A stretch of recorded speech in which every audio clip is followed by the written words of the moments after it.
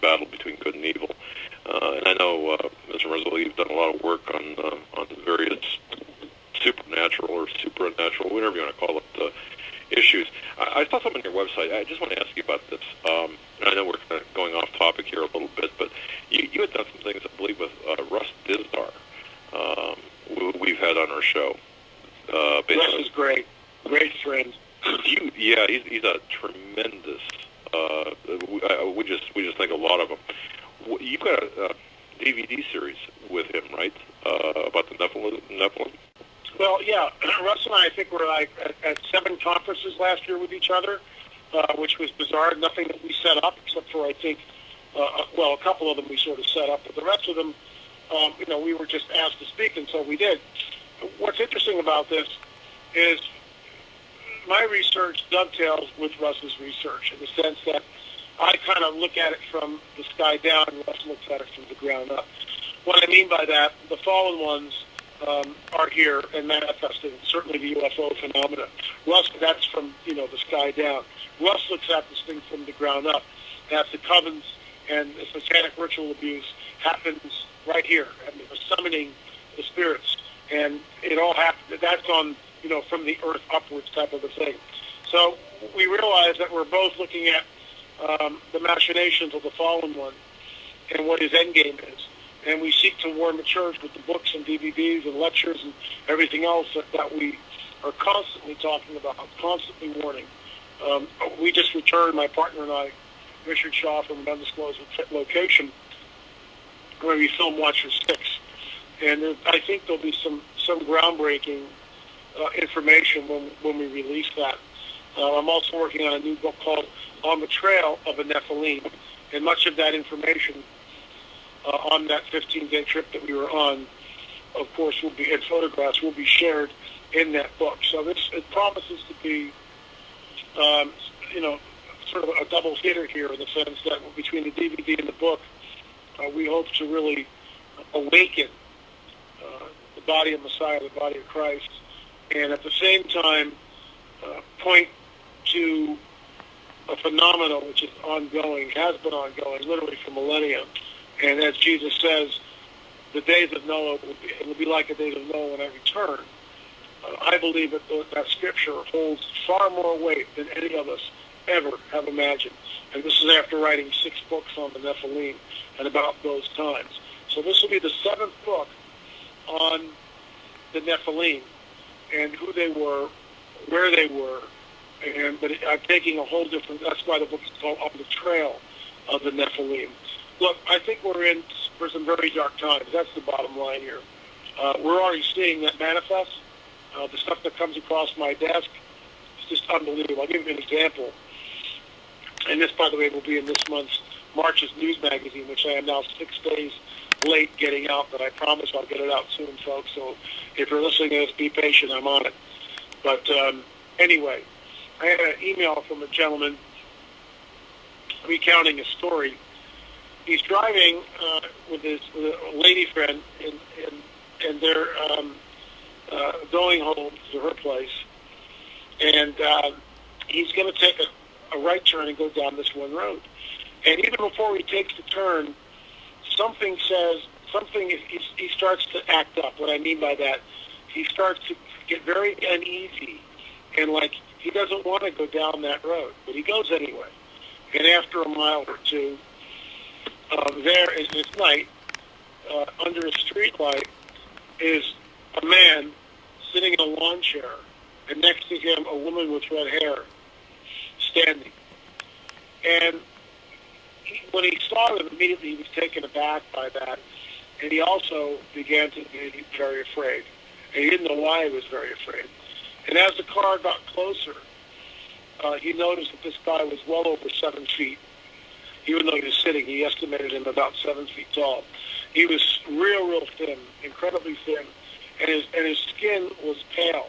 At first, he thought that both the woman and the man had like powdered their skin or something. But when they got close, they both realized, the woman, the driver and his passenger, lady friend he's taking home, that this wasn't paint or powder. This was who they were. And as they got close,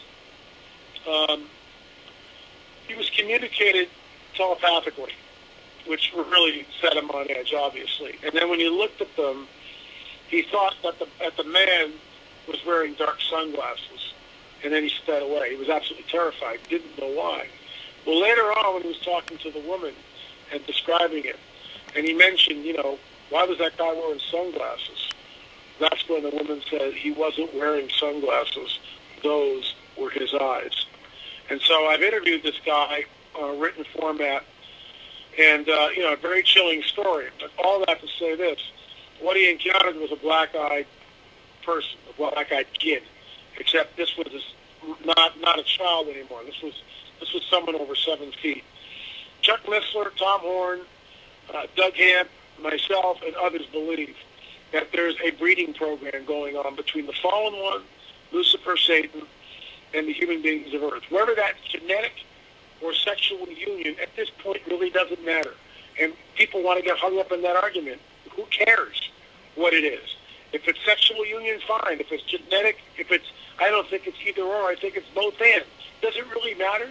The problem is that these guys are manifesting. The hybrids are manifesting openly. Yeah. Openly. Okay? That's right, Mr. Marzulli. And we're up against the break. Okay. We'll continue this on the other side. Definitely something we've had guests on in the past talk about. A very interesting topic and something the audience definitely would love to know more about. And Joe, maybe we've been talking about this. Like we've got Tom Horn, and I know we're up against it, but we've got Tom Horn and other people on. Maybe we can turn to L.A. Marzulli, and he can kind of, I don't know. I hate to say dumb it down for me, but walk me through it. No, not dumb it down, but yeah, go back to basics a little bit, and then build from there if we can. Walk me through it a little bit. That sounds like a good idea. All right.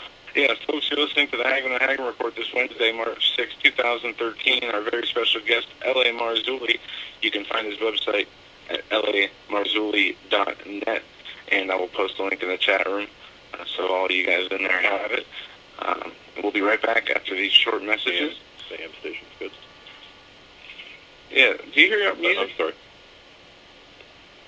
No, I don't hear any music. But that's interesting. We have no music. Your dad is really garbled. Okay. Let me see if we can go to commercial here. Let's try this. Hi, folks. Doug Hagman here. You might know me as the co-host from the Hagman and the Hagman Report, or as a frequent guest on Coast to Coast AM with George Norrie. If you're like me, you're tired and confused over today's headlines. You just don't know where to turn for accurate, concise information about really what's going on, what's truly going on in today's society. If you don't know where to turn for accurate, well-researched, and properly vetted news, I've got a suggestion. In fact, it's a requirement. Bookmark Canada Free Press. That's CanadaFreePress.com on the internet. It's just not for Canada. It's for news across the world. Judy McLeod, founding editor, has put together a vast array of talented writers like Kelly O'Connell, Daniel Greenfield, Dr. Eilita Johnson-Powell, a lot of guest columnists, very talented writers. Folks, that's Canada Free Press at CanadaFreePress.com. Now mobile friendly. Follow on Facebook, because without America, there is no free world.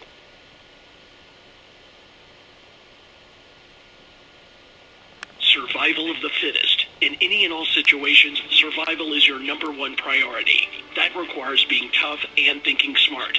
And the folks at Freeze Dry Guy are going to help you do just that. They have the long-range patrol ration entrees, what they call the Brick Pack. When you're in survival mode, it is absolutely the best item for your survival pack or bug-out bag. You can go farther, faster, and carry more food with the LRP cold weather ration entrees. Not only do these long-lasting, durable entrees help sustain you or your family through the harshest environment or situation, they are by far the most delicious of their kind. No contest. With a variety of tasty entrees, you can't beat the LRP Brick Packs. Let Freeze Dry Guy help you in your survival situations. Go to freezedryguy.com. That's freezedryguy.com. Or call 866-404-3663. That's 866-404-FOOD.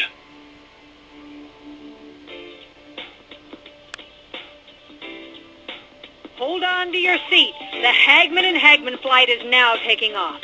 Doug and Joe Hagman have cleared the runway of TSA agents, jihadists, political crackpots, and global elitists. Now get ready for some real news. Here they are, Doug and Joe Hagman.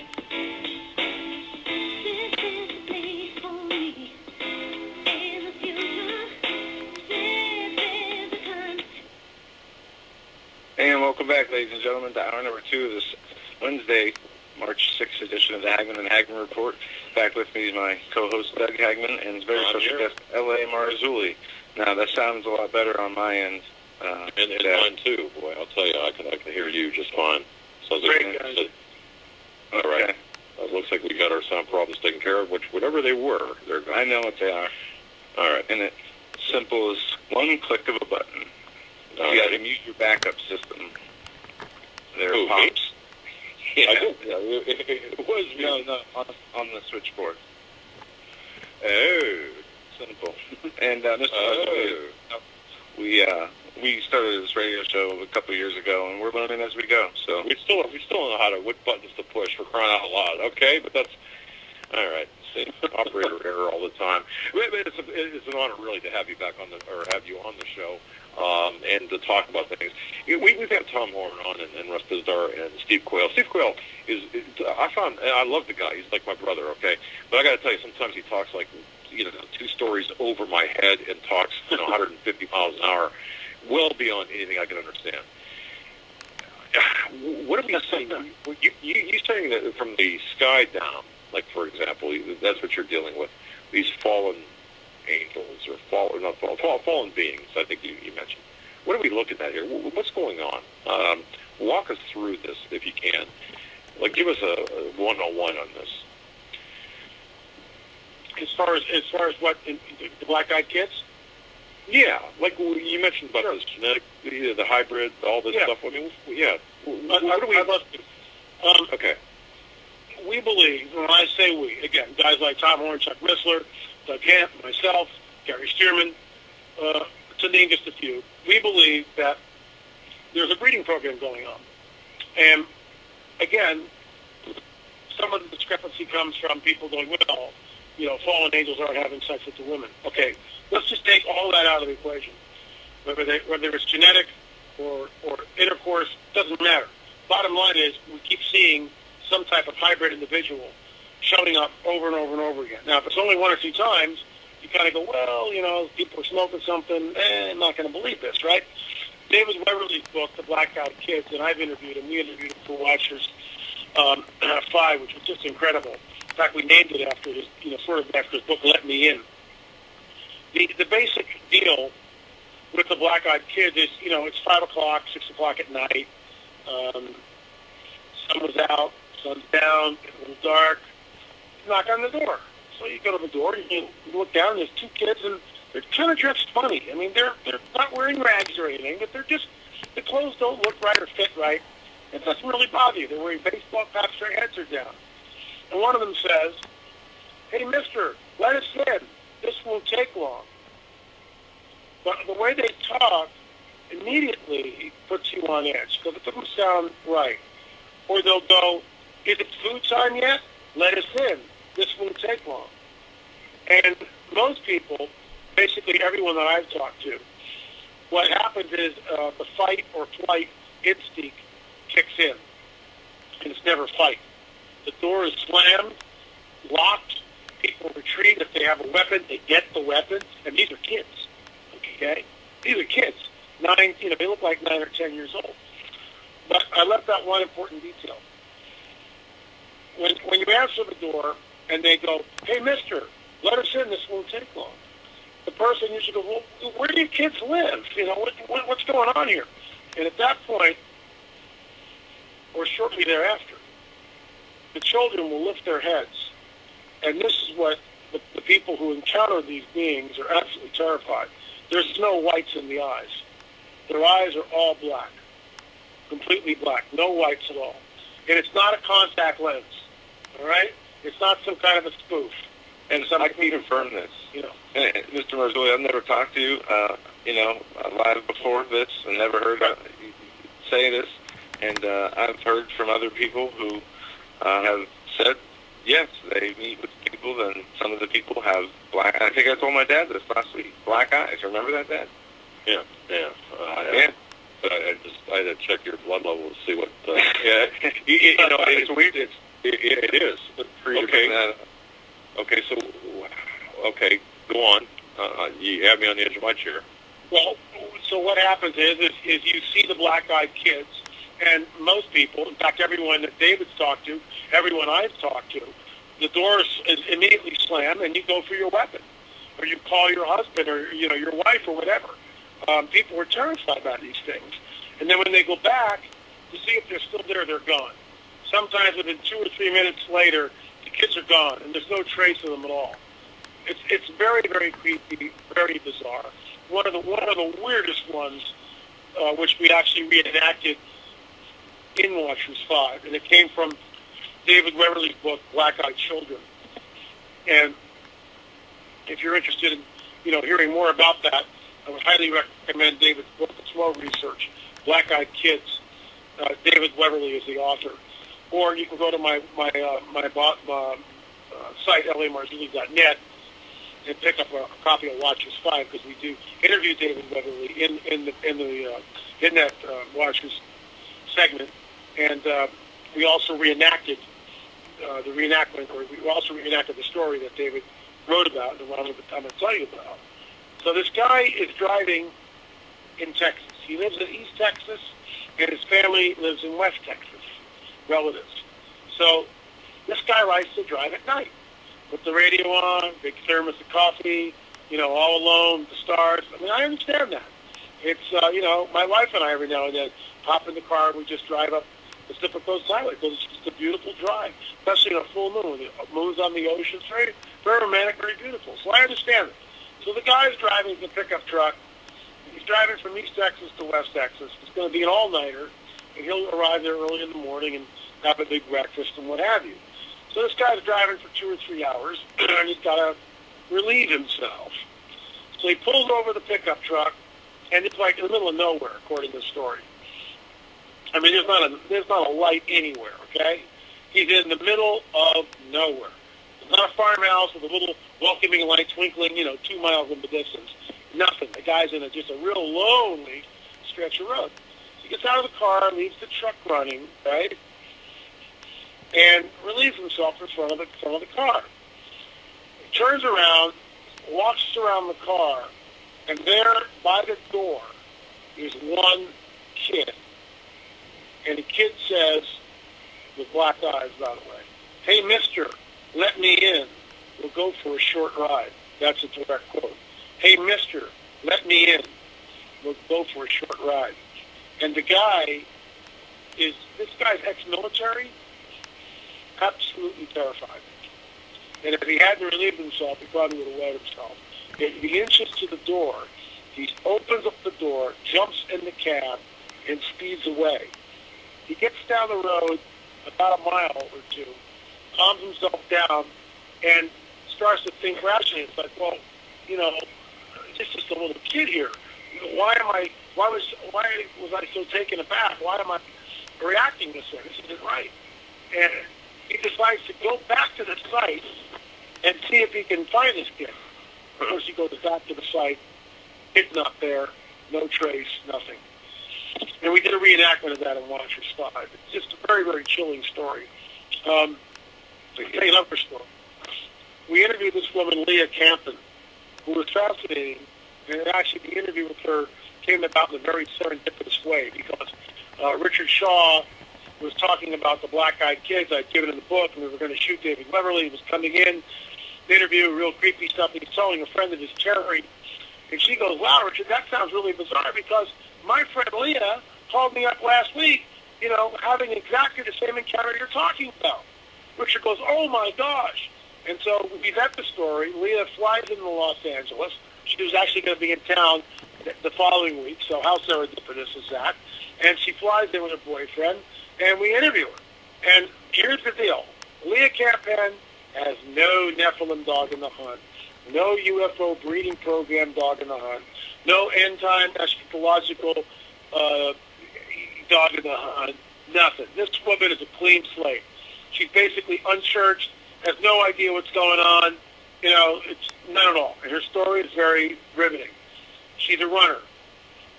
So she goes out and she runs, and I understand what that is because I do too, as often as I possibly can. And she's in Milwaukee, and she's in this upscale neighborhood. And when she runs in this upscale neighborhood, never sees anybody on the street, never sees any kids. So she's running, and it's around 4 or 5 in the afternoon, getting on dusk, and she sees a boy down the street from her, about a block away. And she notices his clothes, and the clothes are okay, but they just, something's funny with the clothes. Don't fit right, or look right, or can't put her finger on it, but the clothes just, So as runners will do, if you get close to someone you're about to pass, we look up from our run, and we say, good evening. That's what we all, I mean, I do the same thing. Nod or good evening, whatever. We acknowledge them, you know, just being friendly. So she gets close to the kid, she lifts her head up, and she's absolutely freaked because what this kid is looking at her, and his eyes are all black. There's no whites at all. Doesn't say a word. I said, what was it like? She said it was like looking down, his eyes were like looking down a pool, or his eyes were looking down, looking into his eyes was like looking down 2 dark corridors to a pool of evil below. Her quote, the direct quote from her, not me. I said, who do you think this was? What do you think this was? Remember, she has no idea about the breeding program, no idea about Nephilim. Her words, not mine. She said, I thought I was looking at the spawn of Satan. And she absolutely ran as fast as she could away from there. And she had to go back that way. And so she approached after she was gone for like 3 hours. Normally her runs would take an hour. She's gone for 3 hours. That's how freaked out she was. She finally made it back. And then she had this long conversation with Terry, and that's how we got a hold of her. So as I'm interviewing her, I got David Werley's book next to me on the table, face down. And David Werley's book on the cover has an illustration of what a black-eyed child looks like. And I say to her, I said, Leah, does the person you encounter look anything like this? And that's when I hold the cover of the book up. And she looks at it, and she's immediately taken aback. And, you know, body language is everything. She's like squirming in her seat, getting as far away as possible from the book cover, going, ooh, yes, that's it, ooh, just like that. So this phenomenon is real. It's ongoing. It's actually burgeoning. It's not something we heard about 50 years ago. It's very new. And in my opinion, what we're looking at is the hybrids are being tested. They're just being thrown out, and they're being tested. And they're in a fixed state, and that fixed state is one of malevolency. They are malevolent beings. Now, all that to say this, once again from David Werley's book. If you're at all interested in this, folks, highly recommend this book. Pick up a Watchers 5 while you're at it. And you'll see his interview live on camera, which is amazing. But his book is incredible. And in that book, there's a woman. It's the only case we know where someone actually allowed the black-eyed kid to come in. They gave them permission. See, one of the dynamics here is that the black-eyed kids have to ask for permission. Hey, let us in. This won't take long. Hey, mister, we'll go for a ride. This won't take long. Is it food time yet? Let us in. They're always asking to be let in. So this woman's got her 10-year-old kid in a soccer mom van, right? Kid's in the back, she's in the front, lives in a real small town. Everybody knows everybody else. She leaves the car running with the keys in it. Okay? Goes into a small little grocery store. Everybody knows everybody, you know? There are still places in America where you can do that. Your kid's not going to get kidnapped. So she goes in, buys her stuff. She's in there maybe a couple of minutes, that's all. Just last-minute groceries type of thing before she gets home. Goes into her car, looks in the rearview mirror, and she sees her son, but next to her son is a black-eyed kid. And she absolutely freaks. Opens her door, opens up the sliding door, grabs her kid, runs into the store. She's hysterical. They call the cops. They call her husband. By the time anybody gets there, there's nobody in the van. She will not get in the van. She will not do it. She will not drive that car. Her husband, they switch cars. So her husband gets in the van, and he promptly drives down the road. Within a mile, he's in a head-on collision, very bad collision, winds up in the hospital. Now they're dealing with that. The car is totaled. The kid comes down with this sickness, and the doctors are baffled by it. They can't figure out what the sickness is, and the sickness travels. Once they get it, they think they've isolated what it is, bam, it'll manifest in a new way, and they're baffled. These people are Christians. Finally, they tell their church. The church begins to pray. The kid is healed. Now, I say that because the kid, it was later found out, the 10-year-old boy, when the black-eyed kid said, "Hey, can I come in?" Well, whatever he said, "Will you let me in? We'll go to your house and play." That's what he said. "Will you let me in? We'll go to your house and play." So the 10-year-old boy said, "Sure, come on in." So he had legal right to enter because of the 10-year-old. And, of course, the havoc that was wreaked after that was unbelievable. So that's the only case that David knows of where someone has voluntarily let these beings in, and the result was, I don't want to use the word catastrophic, but that's pretty close to it.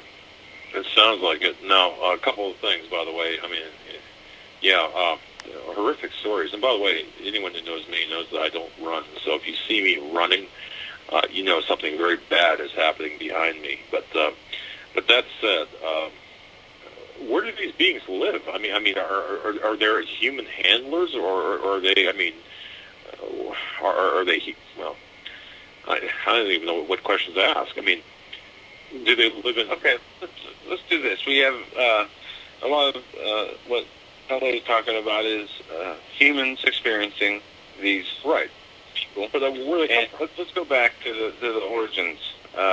And I guess just a simple take, LA, on the origins of the Nephilim, or the fallen ones, the people who are still walking the earth today.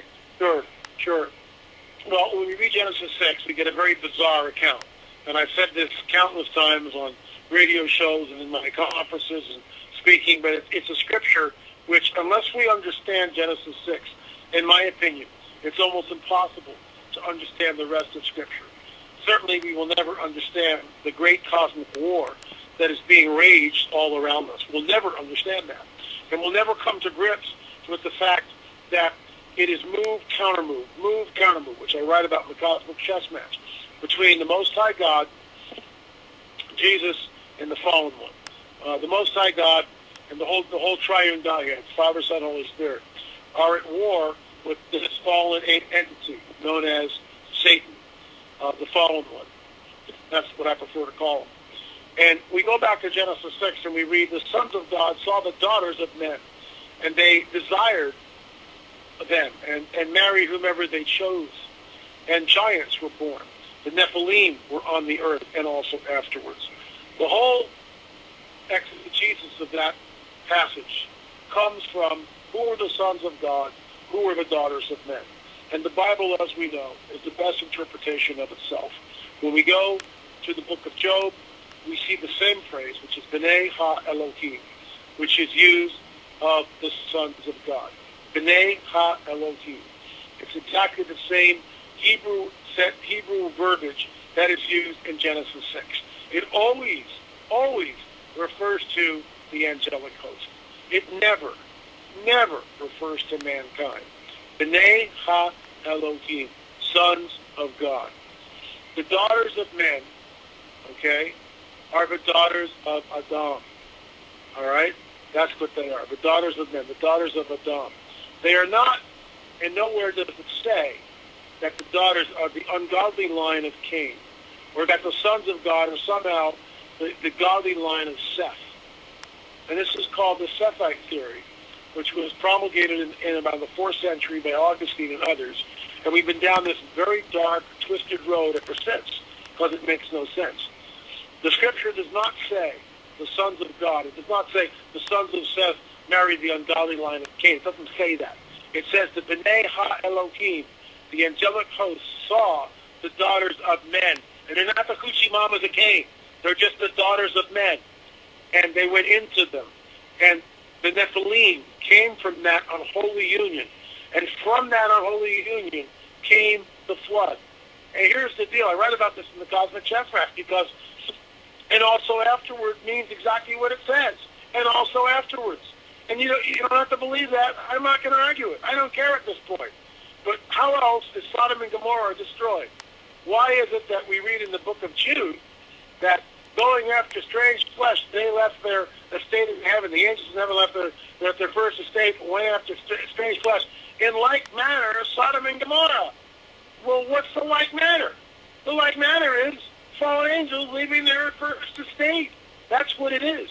When the men come in, when the angels come in, why is it the men of the city want to have sex with them? Why is the judgment of the flood so severe that everybody but 8 people are wiped out? Everybody but 8 people. And I disagree with some colleagues who say that somehow God missed one of the wives of Noah and they were contaminated. I don't believe that. There was a second, third, fourth, fifth, sixth incursion. And the same stinking thing is going on today. Why do people have such a hard time getting their heads around this is beyond me. Well, they only had one incursion and that was it. Baloney. What the heck do you think Sodom and Gomorrah is? It's the same destruction. We see God, the Most High God, who was righteous and loving, met out the same destruction, wipe everyone out in Sodom and Gomorrah, as he does in the flood. So either we serve a homicidal, maniacal, genocidal God, right, who's really just got to be in his bonnet some days and wipe them all out, right, or something else is going on. And then when we go from Sodom and Gomorrah, we go back to the Israelites going into the Promised Land. Who is there? The Nephilim are there. And the tribes of the Nephilim are there. In each one of these tribes, and there are many, over 20 tribes of Nephilim, the Rephaim, Anakim, Nephilim, Zamzumim, all these tribes, the Emins, all these different Nephilim tribes are there. Why are they there? Move, counter-move, cosmic chess match. Move, counter-move. The follower knows the Most High God is going to bring the children of Israel right into this piece of property. Why is it 400 years in bondage? Why did it ever stop and wonder why God hardens Pharaoh's heart over and over and over again? He hardens Pharaoh's heart, hoping that the children of Israel will see his power. So when they finally come up to the Promised Land and they see the giants, because the giants are there, and these aren't 8-footers, folks. These are a lot bigger than that. I'm going to say they were at least 20 feet. That's what 20 feet. Goliath was about 12. Og was about 15. These guys are real big. 20 feet. So they come up, the spies are sent in, and they come back and say, we can't go in there. They're like grasshoppers. From that moment on, that is called the 9th of Av. And that has been a day of calamity for the Jewish people because God placed a curse on the entire nation of Israel because they did not believe. So he curses them. He said, this day, the 9th of Av, will become a day of mourning to you. The first temple was destroyed on the 9th of Av. The second temple was destroyed on the 9th of Av. The Jews were expelled from England on the 9th of Av. Were expelled from Spain on the 9th of Av. The gas chambers in Auschwitz, the trains began rolling there the day before, on the eve of the 9th of Av. The expulsion of the Israeli settlers from Gaza the day after the 9th of Av. The 9th of Av is always a day of calamity for the Jewish people. So finally, after 40 years, that generation is wiped out. But I would say, what is the mandate that the Most High God gives Joshua and Caleb and all the Israelites when they go in? Wipe them all out. Kill them all. Burn everything. Okay, that's genocide. It's genocide. There's no way around that. And I love these people who don't understand the cosmic war, and there are many pastors who don't understand what the Nephilim are, and then try to say, well, these guys were really bad sinners. Excuse me, and this is all in a new book, I'm a Trail of a Nephilim.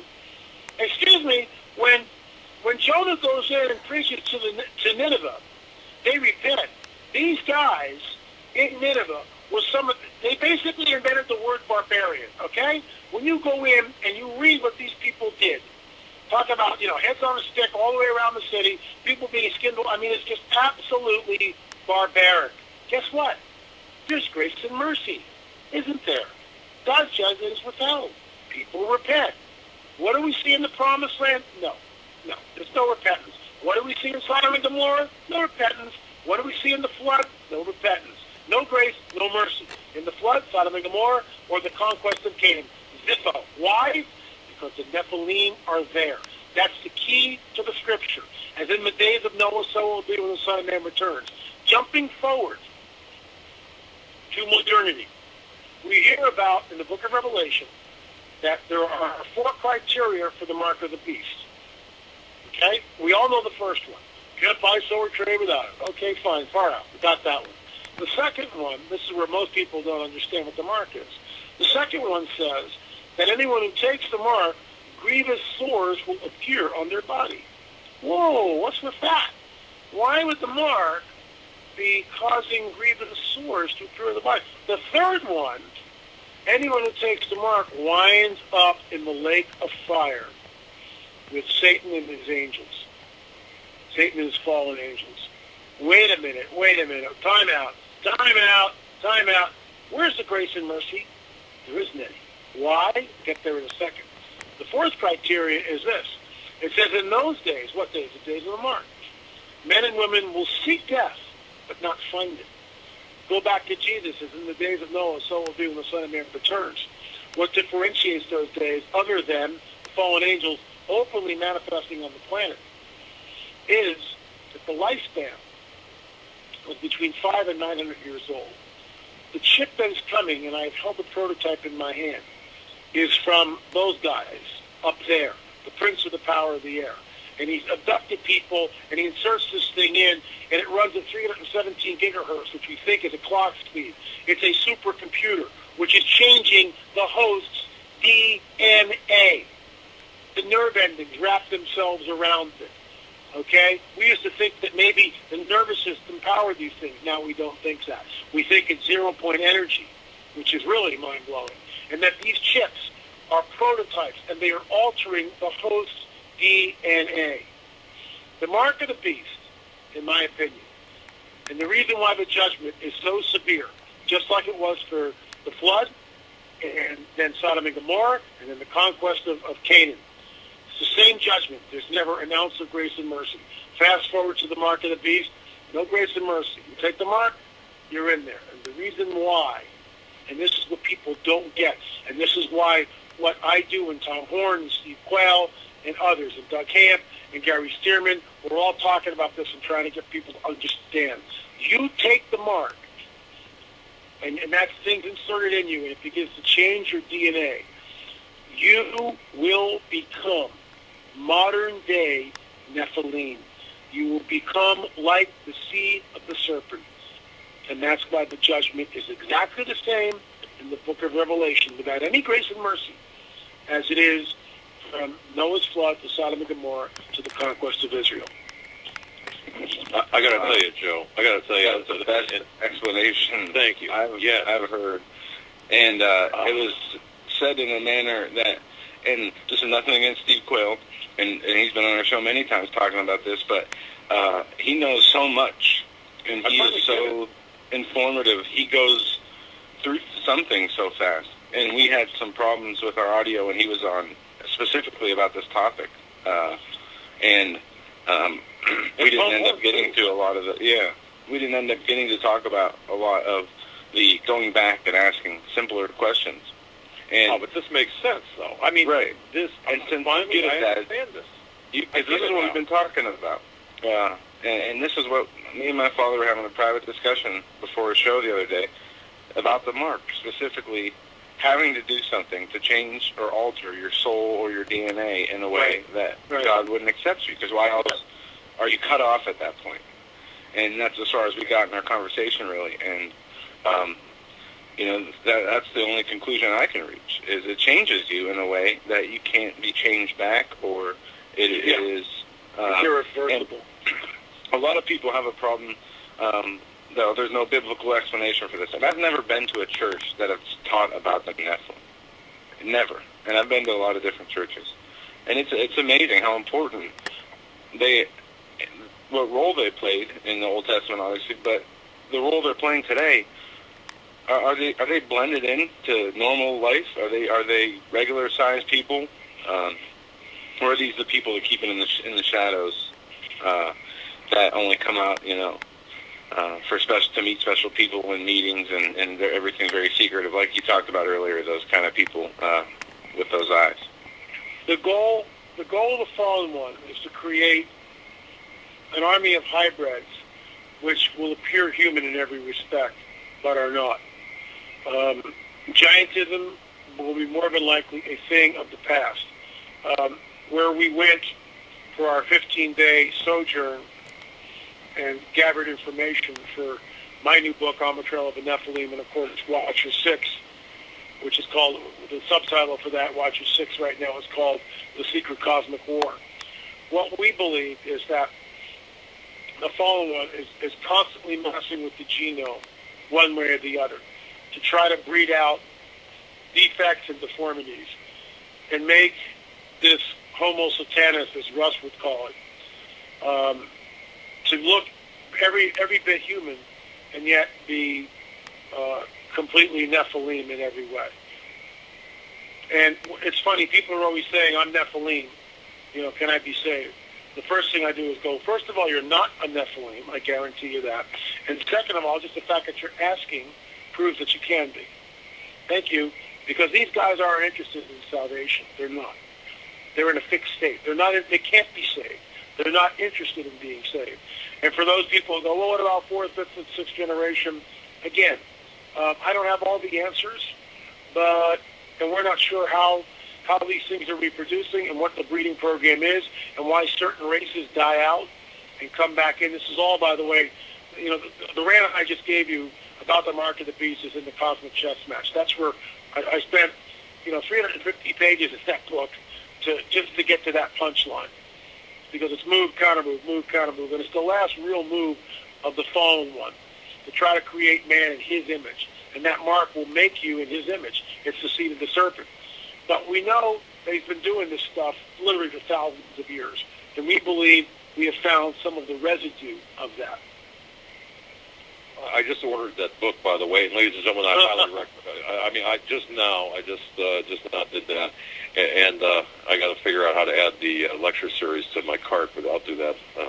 I'm dangerous behind a computer, by the way, in case you haven't noticed. But Mr. Marzulli, we had, I was, Joe, and you remember this, an intelligence source very close to me had related the story, sent me a write-up about his experience with I think what you're talking about, and it was posted on Steve Quayle's website. But I'd like you to take a look at it, because this does have my intelligence source was close to an investigation in London where a scientist was investigating the DNA of a subject that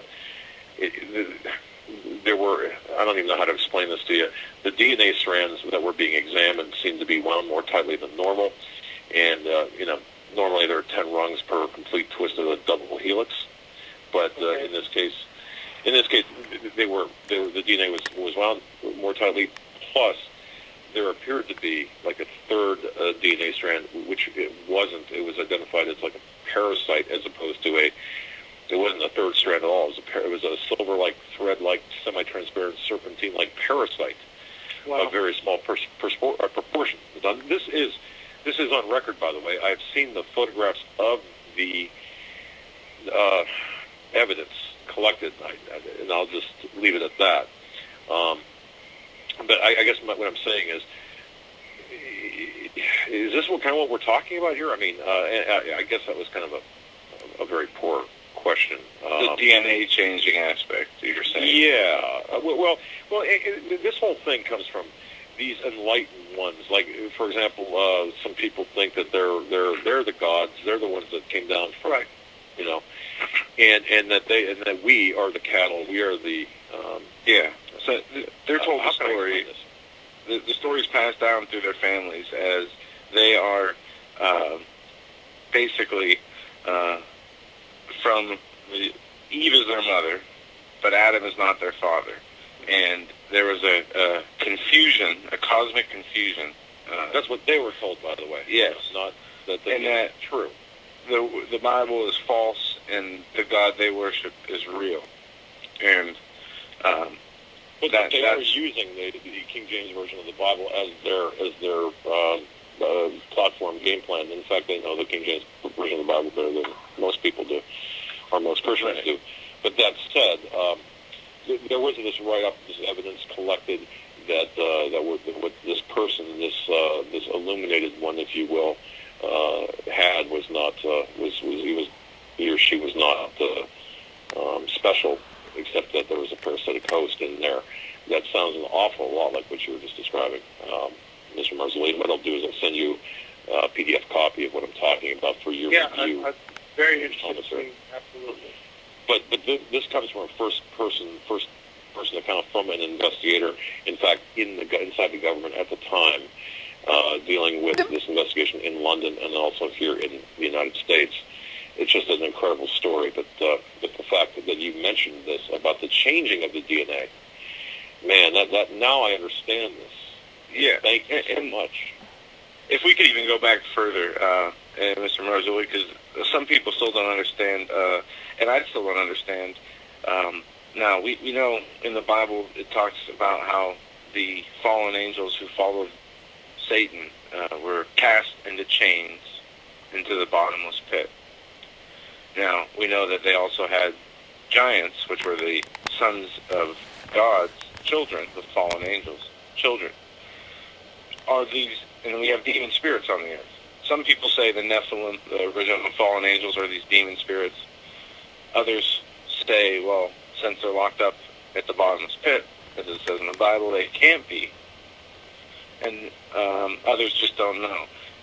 Or some say that the giants, the Nephilim offspring, they're the demon spirits that roam the earth. And we know Jesus cast out a legion of demons in a man in a cemetery into pigs. That's one of the more popular stories about demons. Do you have any idea, either way, if the fallen angels are still locked up at the bottomless pit? Yeah, I again, okay. Absolutely. I talk about this endlessly and try to tell people what I think. Let me get a sip of water here. But first of all, there are only 200 angels that fall on Mount Hermon in the days of Jared, according to the Book of Enoch. Those are the angels which are chained. Okay, the other fallen angels are not. If all of Satan's minions are locked up, then what's going on this planet? That's not the case. And who then does Michael fight with Satan and his angels and cast them out of heaven? All that's future. Hasn't happened yet. The 200 watcher angels that you speak of are in Tartarus. They're there. They're chained. When Jesus, interestingly enough, descends into the bowels of the earth, he goes into the lower places, as Peter says, right? Why did he do that? Bullinger, who's a theologian from the last century, basically states that it's a proclamation. He basically goes down and tells the 200 watcher angels that are chained there, hey guys, there's no jailbreak. I got the keys to life and death right here. You're not getting out. That's what he does. It's a proclamation. There's not going to be a jailbreak. Checkmate. Your boy just lost. I won. No one understood the cross. This is all in the cosmic chess match. So he goes down and he proclaims to the fallen ones that are there. Then he leads the souls of men who were in what is known as Abraham's bosom and sets those free. Sheol had 2 compartments. He sets the righteous ones free, and they go with him. He leaves captivity captive. He brings them. He leaves the captives out of that place. Fallen angels are not demons, and demons are not fallen angels. Fallen angels can manifest openly. Demons need something to inhabit to manifest. Perfect example, you already brought it up. The man of Gadara, who is demon-possessed, and Legion, we are many. Okay, you're going to cast us out. Don't send us to the pit. It's not our time. Whoa, that's huge. What do you mean it's not your time?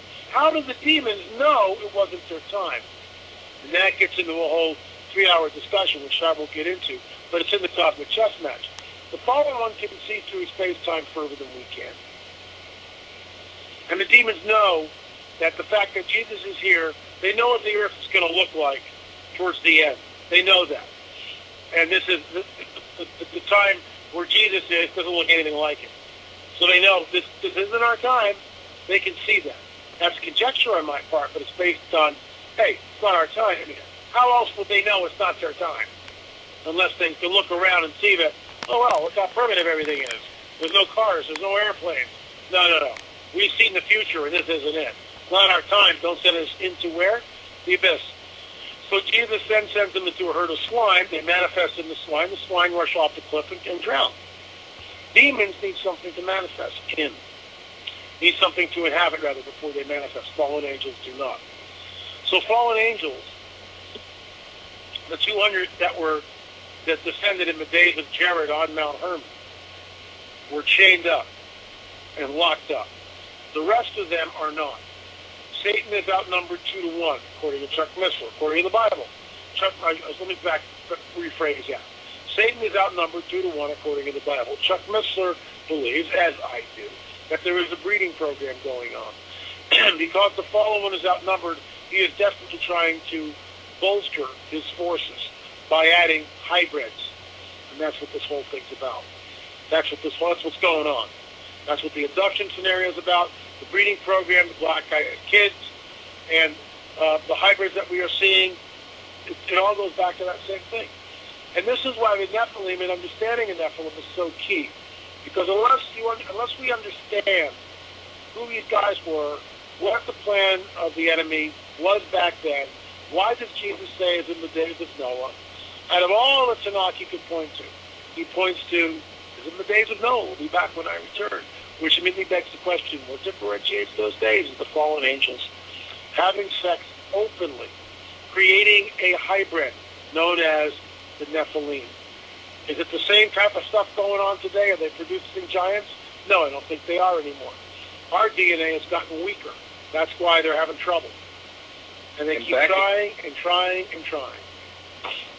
Back in Noah's day, too, this technology was greatly increased, and people were flourishing, and all this came about. And the Book of Enoch, you mentioned that.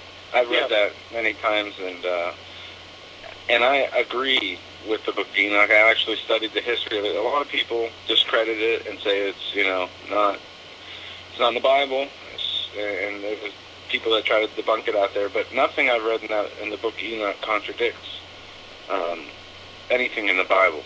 Now, I agree. Enoch, it's even been referenced. A lot of it's been read. Jesus read it and referenced it. It's referenced in the Bible. Also, it was found in the Dead Sea Scrolls, and there is so much information in there.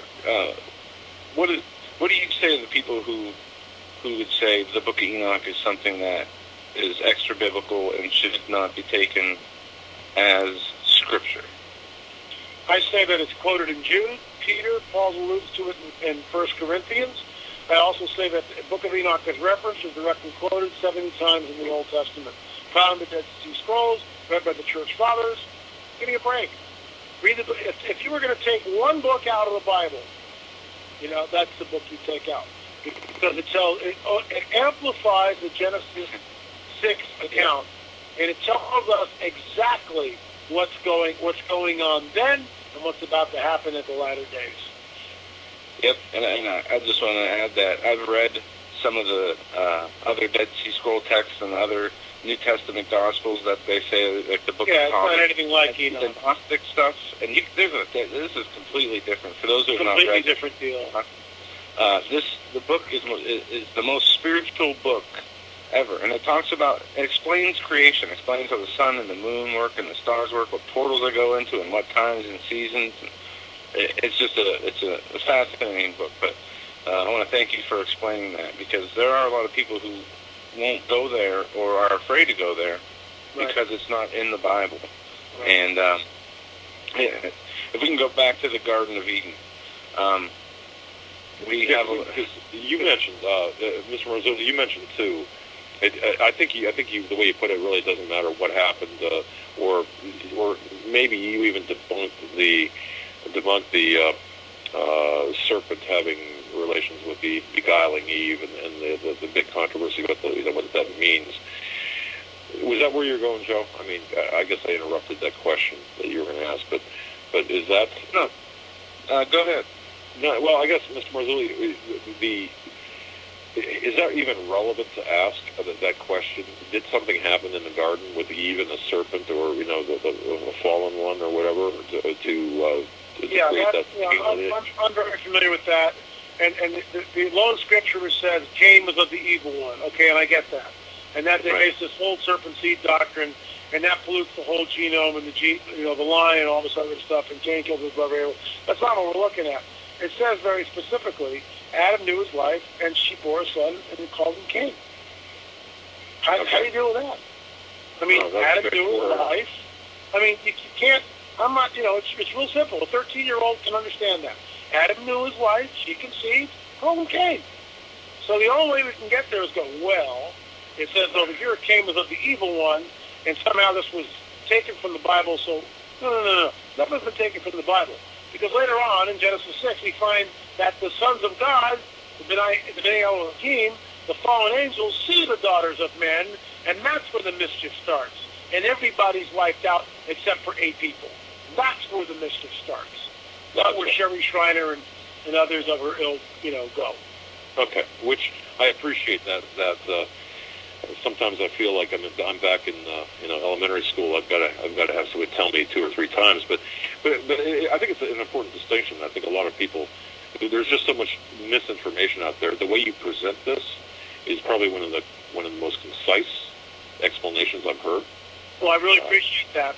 Thank you. Coming from you guys, I really appreciate that. That's great. Well, yeah. Well, straightforward. I mean, I want to interject something here. I just recently posted the books, 2 books of Adam and Eve, and not everyone's read those. Maybe you don't know about them, but I encourage you to listen to them because what he's just talking about is in there. It talks about Satan and the fallen angels, how they came to Cain and his people, and they taught them witchcraft and made them wicked. So it wasn't just in the book of Enoch, is what I'm saying. So I encourage you to listen to them or buy the book and read it yourself and see that it's just not in the book of Enoch. It's also in some of the other lost books, and I will, as time permits, read them to you and I'm going to also post some readings in the box if there's enough room from other lost books. I'm going to post them in there too, so you can see some references from some other lost books. I want to say this, we have a live chat, and there's about 500 people in there now almost, and we've had many shows on this topic before. I've never seen, and there's a lot of it's argument over scripture and different things like, which way a verse can be interpreted or about books, but there's no arguments really tonight, and it's amazing. The way you explained it is the way I understand it, and I couldn't have said it any better, or it's just amazing. It's fantastic. Praise the Lord for that. And I gotta, have some back sometime soon in the near future because we could do a month of shows. Before the top of the hour, though, I've got to ask you. We're seeing an increase, obviously, in this in what's taking place in these accounts. Are we going to see an exponential increase or an incremental increase in what's taking place? What are you feeling here? I mean, and is this part of men's hearts will fail them? Is this because we're seeing things here that, hey, look, if I open the door and I saw 2 kids, with sunglass eyes, basically, saying, let me in, it's only going to take a minute. There'd be some problems with my bodily functions at that moment. I got to tell you, and having a bad heart, Joe would have to zap me back to life. But I guess my question is, are we going to? Is this what? First of all, is that what? Is that part of what the Bible is referring to? The Scripture is referring to the prophecy. Men's hearts will fail them. I mean, things like this taking place. Well, this is exactly what I believe. This is what we're trying to warn the body of Christ. Look, the exopolitic crowd, the guys on the other side of the aisle, look at all the UFO phenomena, and, they're going, wow, can't wait till they land, can't wait till they reveal themselves, hooray! All religions will follow their own way. And you know what? They're right. All religions will follow their own way, for the most part. Because we don't have time to get into this thing, but it ties back into Darwinism and how Darwinism sets up the paradigm shift and weakens Christianity in that particular worldview. In that paradigm, it's being espoused and promulgated by universities, by academia. It's literally everywhere, the Darwinian paradigm, and it's just a theory, and it's never been proved. And I rail against Darwinism. It's the theory of the absurd. Absolutely an absurd theory. And if Darwin had known about the deoxyribonucleic double spiral of life, DNA, helix, he would have more than likely, in my opinion, rescinded his ridiculous theory, realizing it was just a bunch of rubbish. Penguins beget penguins. Penguins are never begetting beluga whales. And beluga whales don't beget hummingbirds. And hummingbirds don't beget human beings. And I don't know how it goes. It's just nonsense. It's absolute nonsense. And why would evolution, don't get me going on the evolution thing, why would evolution, right, somehow produce something which is more favorable? Whoa, that means favorable by whose standards? Whoa, you mean you've got standards? I thought evolution was mindless, without standards, random. There's no random thing. Oh, look, it's getting better. Better by who? You just made a judgment call. That's not evolution. That's you sitting here going, well, make it look like this. It's absolute poppycock. And Christians are held at gunpoint with this absurd theory.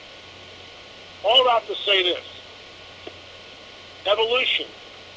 When Ben Stein sits down with Richard Dawkins, who's one of the premier evolutionists of the 20th and 21st century, and poses a question, where did life come from?